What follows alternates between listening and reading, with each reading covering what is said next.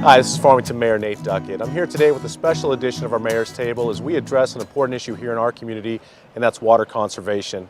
I'm here with my friend, Public Works Director David Seifer, and we're out here at All Vets Memorial Park to talk to you about water conservation, the drought management plan. David's got some information for us we want to make sure that you're aware of as we go into this summer season where we really need community involvement and engagement as we work together to preserve the water that we have during this drought season. David, we're out here at the river today and we can see that it's not flowing where we'd like it to flow this time of year. No, sir, and glad to be here today, Mr. Mayor. But as you look at the river, we're at least half of average. Sometimes it's not uncommon, at least in my 7 years that I've been here. You look at the walkway here, we usually have about 4,000 cubic feet per second up. And you can actually see water marks on some of these pilings where the high water has been in the past. And this time of year, it's really a little disconcerting to see this low water level. Well, certainly we knew that snowpack was going to be an issue, and I know that there are 4 indicators that are actually a part of how we move into this drought management plan. And just for our viewers to know, we've already moved into stage 1 of the drought management plan, which is asking our community to reserve 10% or cut back 10% of their water use. Interestingly enough, David, as we've asked for a 10% cutback, we've actually seen a 10% increase in water use for this time of year. Why do you think that is? Well, you know, there's a lot of things. First of all, we've had very warm weather. And I think also there's a mentality that we're all concerned about the expense of our landscaping. And so I think people naturally say, wow, we've got a drought coming, I better make my plants healthy. Right. And so there's that. And then we really, well, let me kind of start, if I could, Mr. Mayor, just a little bit about those indicators you mentioned. In the first instance, one of our main indicators is the low stream, which we've already mentioned. On April 26th, we were actually down to almost a trickle in the river. And the alarming thing about that is when the snow melt is complete, that's where we're going to start in our return, because that's the new baseline, right? What we have then is a snowpack that's 7% of normal right now. Wow. We're likely to be ending up in the end of June with very little water in our river. And that means very little replenishment. Now, the 4 indicators that we use is level of water in our lake. We're at 100%. We've made a concerted effort to do that. That's good news. And then this is the second indicator. Snowpack is the third indicator. And another one's called the Palmer Index. It is a drought index that has us at severe right now for drought. Okay. So that is good news that the lake is currently at 100%, which normally for this time of year we don't have it at 100%. Is that right? That is correct. We usually do our maintenance, cleaning out the catch basins, not the catch basins, but the sediment basins that we have, so that those things that we caught in our pumpings earlier the previous year and other maintenance items are usually completed in the spring. This year we had a concerted effort to do it last fall. Well, that's good. We were thinking ahead, I think. Yeah, we tried, yes. But in regards to the amount of water that we have in Lake Farmington and how that transcends to the amount of water that people have available to their use, because thankfully, you know, our predecessors here in local government said we needed a reservoir to protect us from these moments. How much water is actually in there so people know? Wonderful, wonderful foresight. That allows us up to about 174 days in the event there is no replenishment. So the river's not running at all. Yeah. For that lake to drain all the way out to, on average, 174 days. That would be at peak use. Now, at average use. At peak use, what is a wonderful thing at 174 can go all the way down to near 60 days. So 2 months worth. So that's why we're here to ask for the help of the citizens, because it's so important that we become conservation minded in this situation. And we're not the only community that's dealing with this. All along the Animas River, governments are getting together with their community and they're asking them for their help. And we are certainly making a plea to our community to take this seriously. Don't just see this as, oh, it's just another thing and the lake's going to be fine, we're all going to be fine. We can't take that mentality going into this now. And as you've seen, you showed me some data last week that showed that we were actually, well, we were using 10% more water than we had planned on.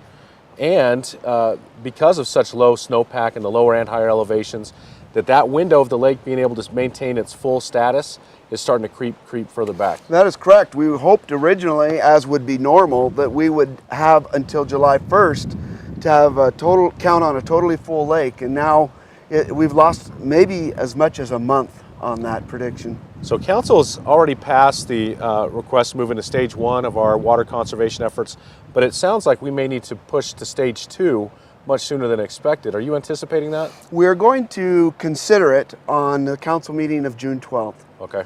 So that if that needs to be done, that's definitely the action council would take. Now, again, for those who are viewing, we've asked for a 10% reduction, but certainly you can do any number of things to reduce it more than 10% and start taking ownership for the issue that we're facing right now. If you wanted to cut back 20%, 25%, whatever you would feel is necessary to contribute your part to this, we would certainly be appreciative. But tell us, I know we're going to put some information out there for folks on some of the best ways that they can conserve water.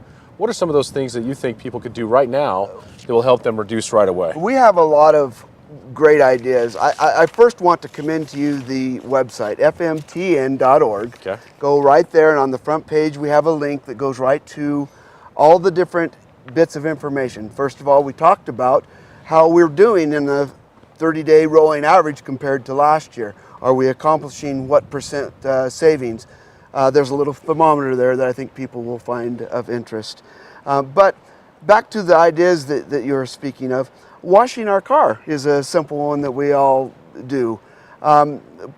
We would recommend you don't do that. We would recommend that you go to a car wash. Right. Because they have high pressure facilities and recycling facilities. They in reclaim many cases. that water and reuse a lot of the water that they cycle in many through there. cases, right.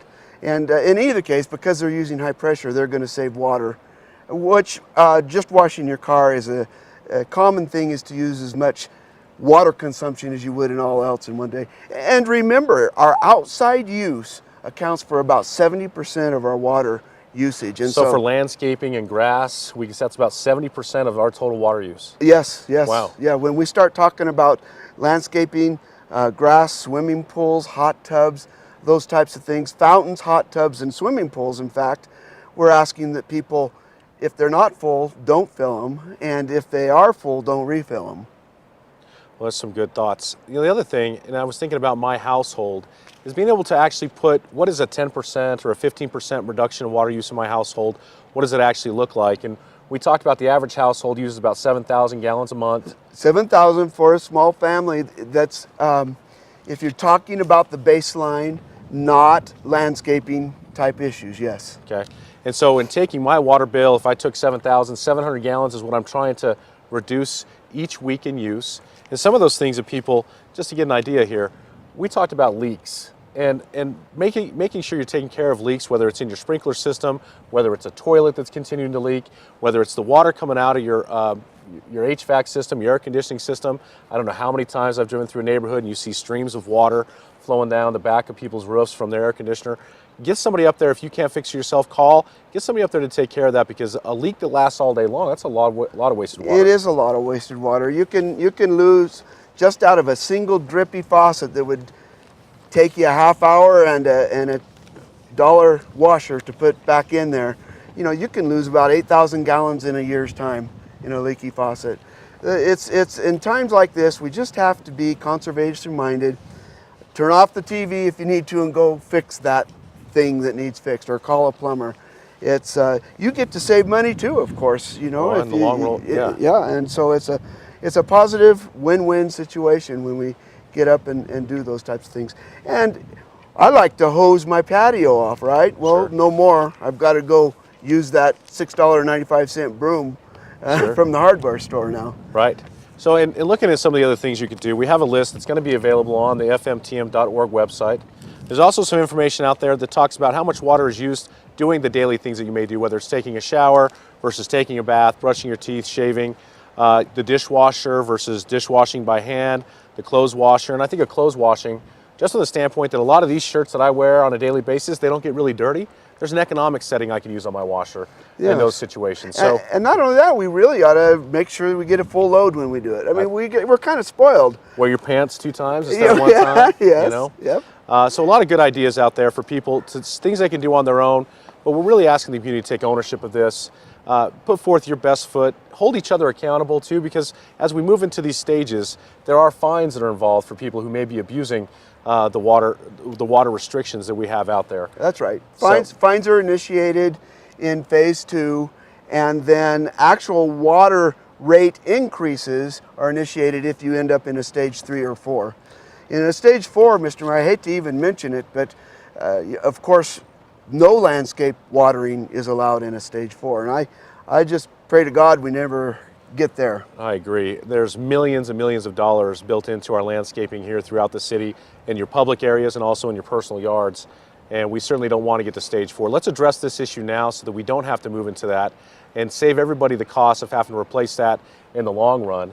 I know one of the things you're doing is looking at xeriscaping some of your yard as well to reduce the amount of water you use. Yes, I'm going to be working on that in the next few weeks. And there's a number of other people in the community doing likewise.